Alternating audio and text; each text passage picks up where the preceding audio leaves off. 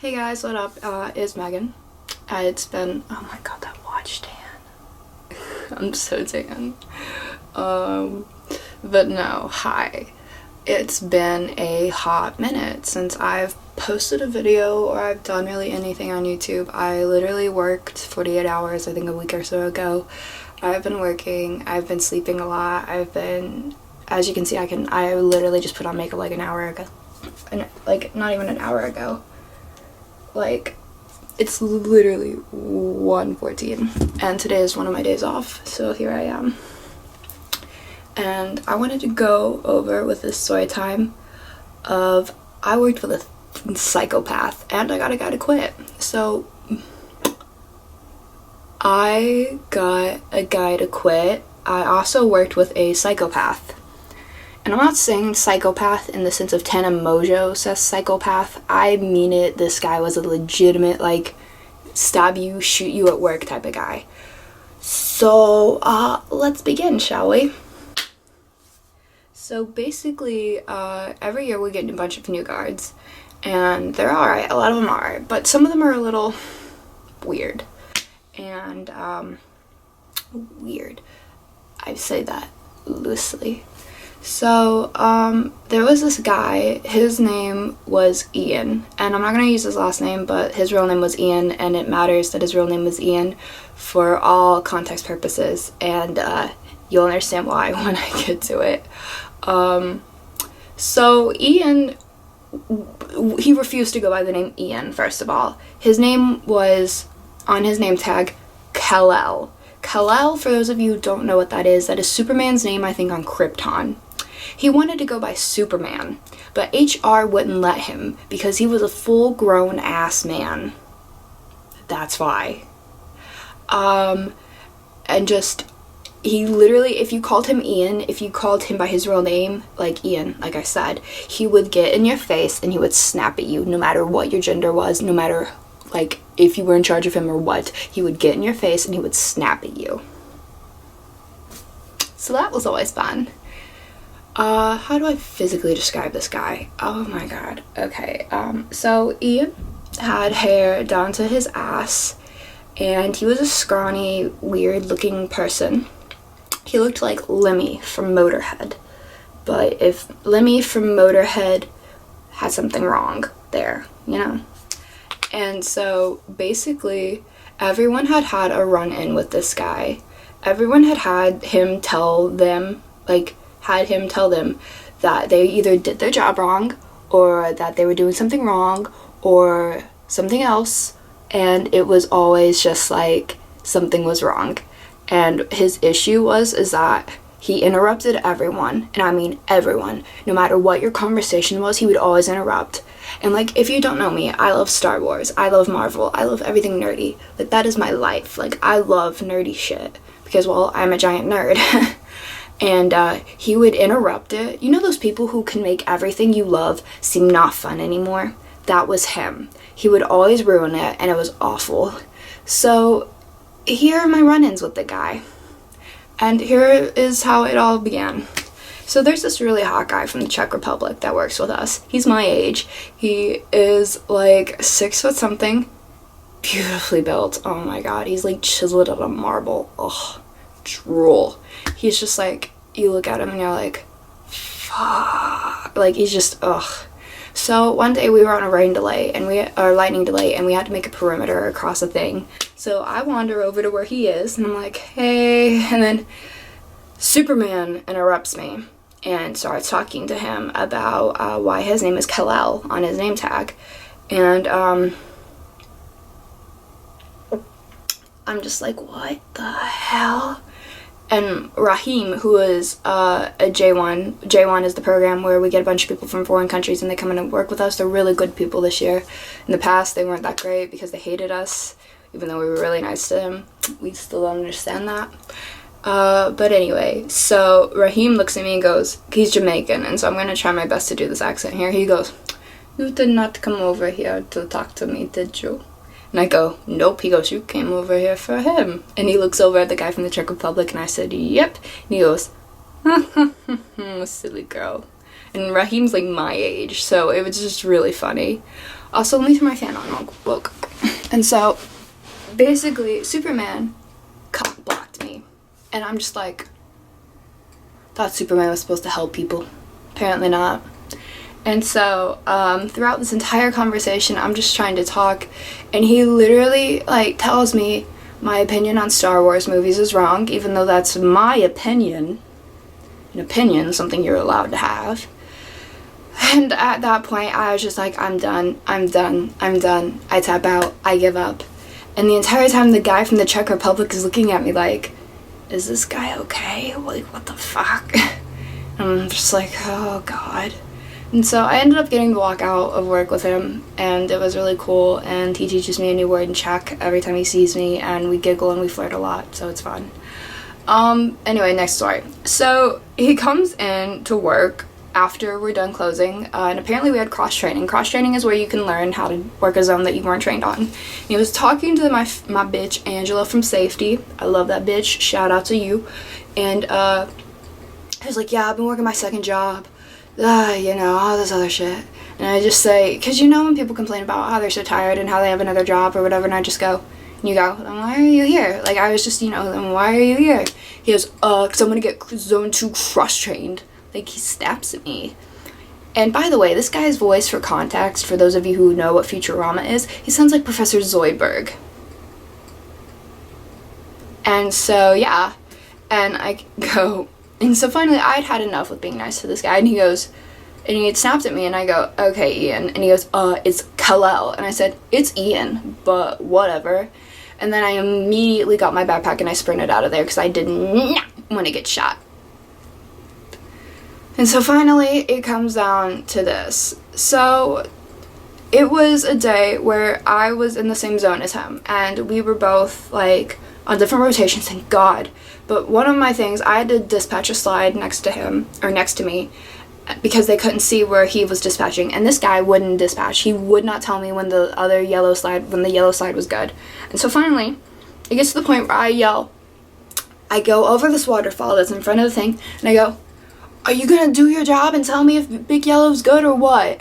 Like, what? And he goes like this. He goes, like, really aggressively, and then he stares at me to the point of where guests are looking at me like, oh my God, are you okay? He's giving you really dirty looks, like, do we need to get someone? And I was like, no, that's just how he is normally. Like, I was laughing. He was so mad. Like, I am one of those idiots that laugh when other people are so bothered. Like, I'm very unbothered at times, but also at the same time, deep down inside, I was like, oh my fucking God, he's gonna shoot me. But it was also the night of the wave pool party. So what happens at wave pool parties, I'll tell you after this entire story. We'll get there. I'm getting ahead of myself. And so basically then, after like all of that had happened, and he's still staring at me, and the guy who comes to rotate him comes. He talks to this guy, and he points at me. He's saying some shit to me after he's already said some shit to a manager. And she did not write any of that down. She did not staff note it. She then looks at him and was like, oh, okay. And so finally, he gets the guy who rotates him, and he, like, points at me, and he talks about me, and he says the word bitch. He calls me a bitch. And it's one of those words that whenever you're, like, watching TV, and you know, like, it's in sports, for instance, you can tell when people say certain words. Bitch is one of those words that I can tell when people say it. Like, what of it? And so basically after that, I was like, oh, okay. And so we finished out the day. I had already snapped at him for whistling. He was tweeting at these people. It was a little baby, and it was 2.5 feet down. And his dad, he was just jumping to his dad. And I was like, it's okay. Until finally, like, he had whistled at him 80 million times. And I had just screamed over the entire Cascades. I screamed, it's fine. Like, I had snapped. Like, people were like, go off, sis. Like, yes. And I'm just like, it was so annoying. And so finally, end of the day happens, and our wave pool party occurs. Now, for those of you who don't know what a wave pool party is, a wave pool party is where wave pools, like if you work at a water park, we basically wait till we're all clean and we're all closed, and we turn the waves up all the way. Like, we have a certain limit we're allowed to set for guests, but we can turn our waves all the way up. And so we do that. We get a bunch of family raft tubes that we get from, like, the big slides where families can go, and they, you know, big raft tubes, like this picture. And so we play a game called King of the Tube. It's a tradition. And what it is, it's basically you go in there with a shit list, and whoever's on that list, you knock them out. Like, oh my god. We're not allowed to kick or hit anymore, sadly. But they didn't say anything about pushing or wrestling, so, or hair pulling. Back to my point here. So we were literally like, we get in there and it's like we're storming the beaches of Normandy. It's like, we're all like, yeah! I'm holding on to my tube with my friends, like, we're going in there. And it's finally, Kal-El comes up to the girls' tube. There were a bunch of girls and we're all sitting there like, yeah. And he grabs my ankle and I kick him off and I go to the guys' tube and get your ass beat again. Because he had already been thrown off that tube. He had already elbowed one of my friends in the face, like, purposefully. And then my friend was just like, you know what? And starts going to town on him.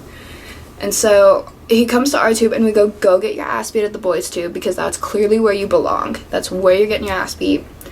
And he's like, fine. And he swims over. And at one point, I had gotten in a few yagas. If you don't know what a yaga is, it's where you grab a girl by her hair and you go, yaga. Because he has that hair. So I was just like, everyone was going for his hair. And so, but I didn't get to pull it hard enough. Because, well, I really wanted to just scalp him and yell, they're extensions! It's fake hair! But no, sadly, it was real. So at one point, I'm on the guys' tube, and they're all holding me up there, and he grabs my ankle, and I said, you called me a bitch today, that's not cool. He goes, I didn't say you were a bitch, I said you were bitching. I said, that's the same thing. It is. Don't argue with me. It's still rude, and it's still a derogatory term for a woman.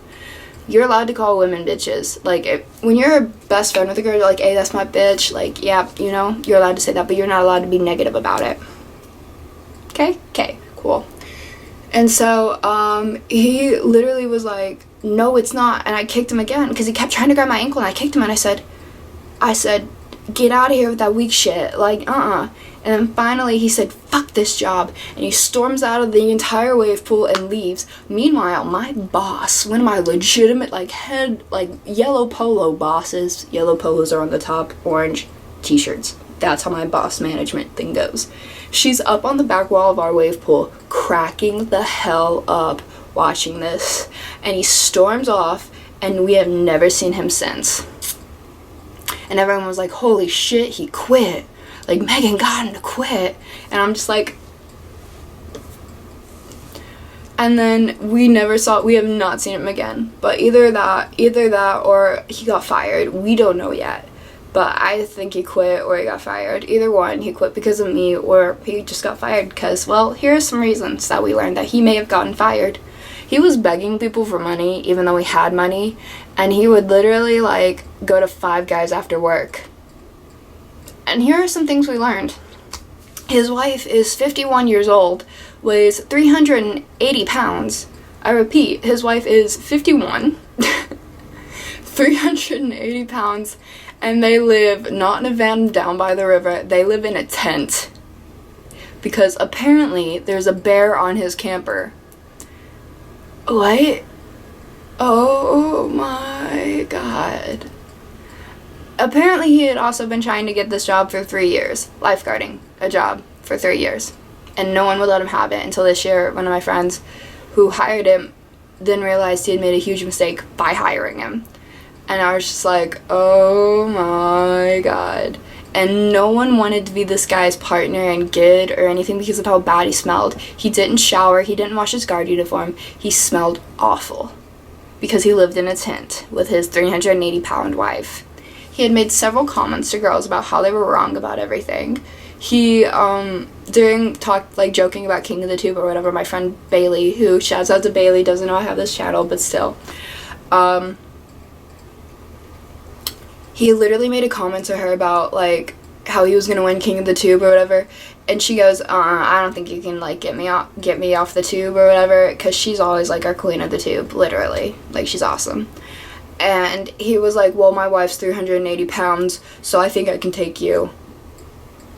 Who says that to a girl? What the hell? He had just said some shitty things to people, and, he had said he had wrestled a rattlesnake, he smoked a CBD pin or whatever. We all thought he was on meth, but hey. And I mean, just finally, out of all of it, he was just very weird and he didn't fit in. And I mean, it's one thing to be weird, like I'm weird. I understand being weird and not fitting in. I'm weird, I don't fit in particularly. He was just out of his way strange. And so, I mean, he was psychotic. Like, he was literally psychotic. He would try and tell you how to do your job. He would literally tell you, like, what you were doing wrong, even though you had been there for years now. And it was just awful. And so, yeah, he was basically a fucking psychopath. He wanted to go by the name Superman. He literally believed he was Superman. He was going to change his legitimate name to Kal-El.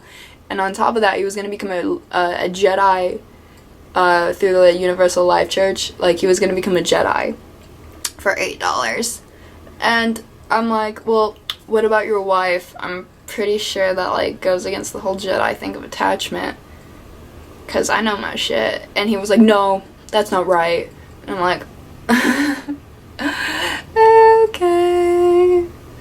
And I mean, he was just very weird. And he was really, and before I go off, I'm just gonna say, I don't have my Yeti with me. I have a new one. It's in my backpack, but I'm too lazy to go get it. But apparently, he stole my Yeti in revenge, and I don't know why he would steal my $40 Yeti, or why at all. Like, he thought that would be, like, payback. I mean, it pissed me off, yeah. People are like, oh, what are you gonna do, like, get back at him? And I said, I'm probably gonna go run over his tent, that speed bump of a wife of his. She's 51, once again, 51. And she picks him up in a minivan. She has a handicap sticker. But anyway, it was just like, yeah. So that's the time I worked with a psychopath and I got him to quit, or he got fired. Either way, we were okay with it. So thank you guys so much for watching. I hope you guys enjoyed it. Don't forget to like and subscribe. Follow me on social media. And I'll see you guys next time. Bye.